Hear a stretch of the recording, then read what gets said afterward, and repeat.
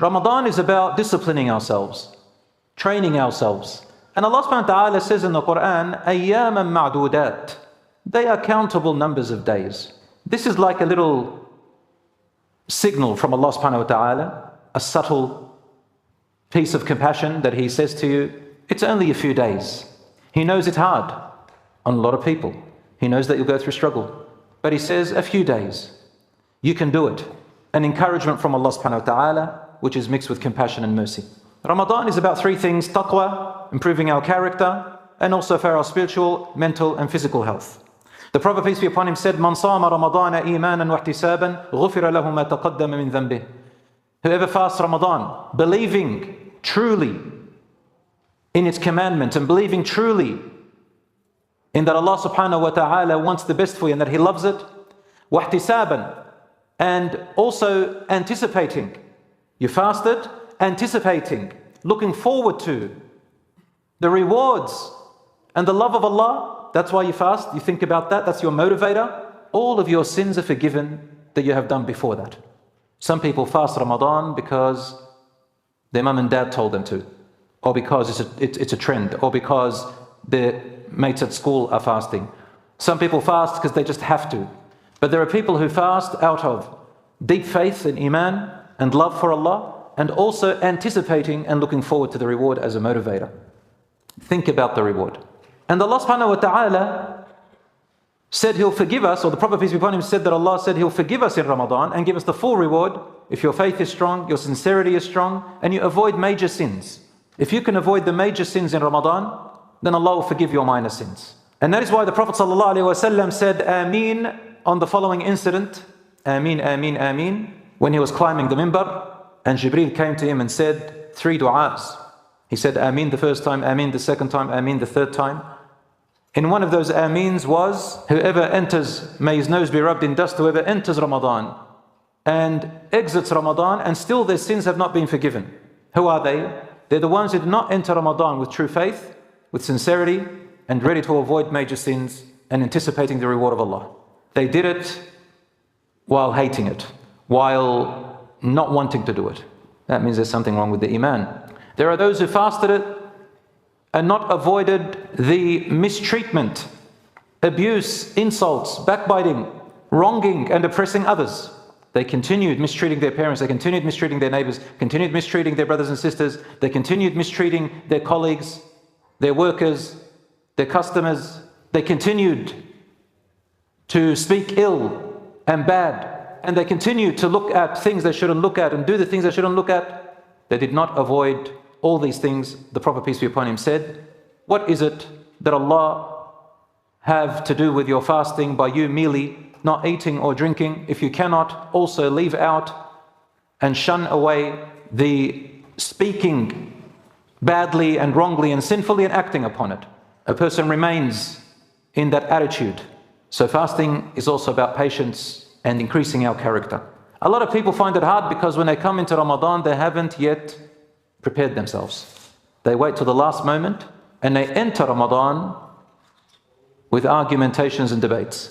We always go through that. The first night or the last day of Sha'ban, when is Ramadan? You're right, he's wrong, she's right, they're wrong, it's the Imam's fault, it's you people's fault, billions of dollars, Muslims can't get together, they're laughing at us. And then I say that I insult you, you insult me, your shaykh is wrong, my shaykh is wrong, you're a follower of madhab, you're a deviant, no, they're a deviant. It's the shaitan's favorite day, the day before Ramadan and the day before Eid. Do you realize the topics that involve our stomach are always a problem? Ramadan, because we've got to stop eating. Eid, we want to eat again. You know, the halal and haram. What's halal, what's haram to eat? The halal certification. We're fighting about it. You're right, they're wrong. It's not halal because it's about our stomach. Hasbunallah wa ni'mal wakeel. Our clothing, hijab, no hijab, makeup, no makeup, relationships, because it involves us. You know, all these desires. We fight about them a lot.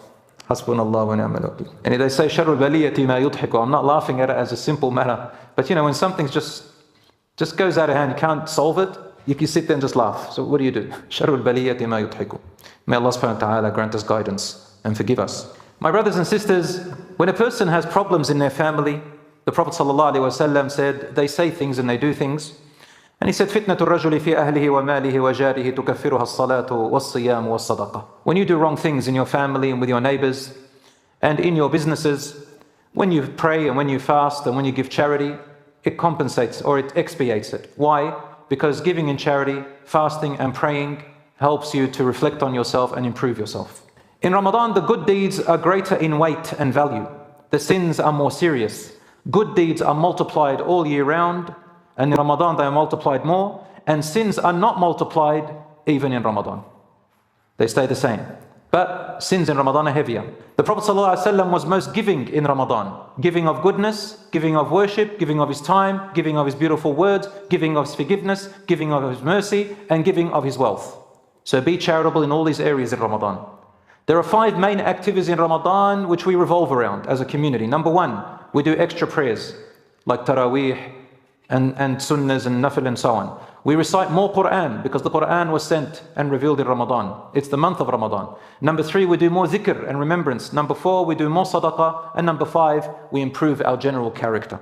Having said all this, brothers and sisters, I just wanted to go through it very quickly. You all know, alhamdulillah. I want to address very slowly, and if I can give and take with you so I can make sure that you are understanding what I'm saying, because it can get a bit technical, about the rules and the fiqh, the jurisprudence surrounding fasting, what breaks your fast, what doesn't break your fast, what it's all about, and all the circumstances. A lot of your questions, inshallah, hopefully we can answer them tonight. Now I have to say that a lot of the questions about fasting in Ramadan, a lot of them have branches of differences of opinions among scholars and schools of thought.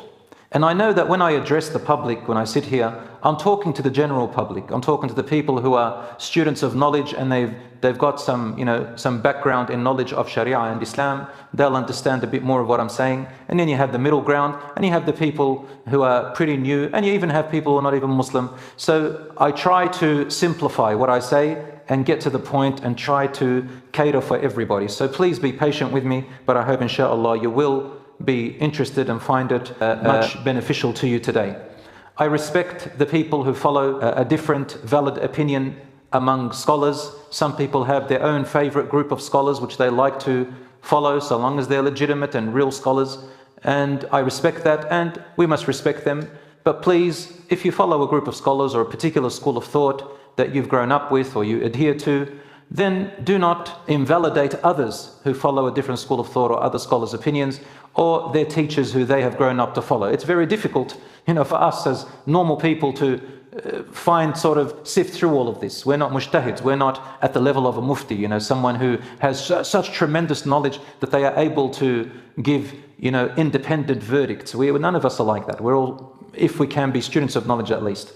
So the books that I'm referring to and what I'm speaking today about, so that people of different schools of thought can understand where I'm coming from, this is based on a summary of fiqh, a book which I love reading, and it's called Manhaj al-Salikin. And also I've used a lot of reference to based on the fatwas of the senior scholars called the Permanent Committee for Scholarly Research and Ifta, الرئاسة العامة للبحوث العلمية والإفتاء, and the Islamic Fiqh Council, Al-Mujamma' al-Fiqhi. If you know what I'm talking about, these are definitely references of great scholars, of modern great scholars today. And especially the last one, the Islamic Fiqh Council, Al-Mujamma' al-Fiqhi, is not just one group from one country. So some people might think, is it from Saudi? Is it from Kuwait? Is he talking about Lebanon? No. These are a large number of scholars from all around the world. And this place is in Kuwait, where there is an encyclopedia library where scholars get together and they work together to come with verdicts and fatwas and solutions for the modern day Muslims of the world from all over the place, of different schools of thought. So I really like these 3 sources, and I think inshallah we can give you a good balance.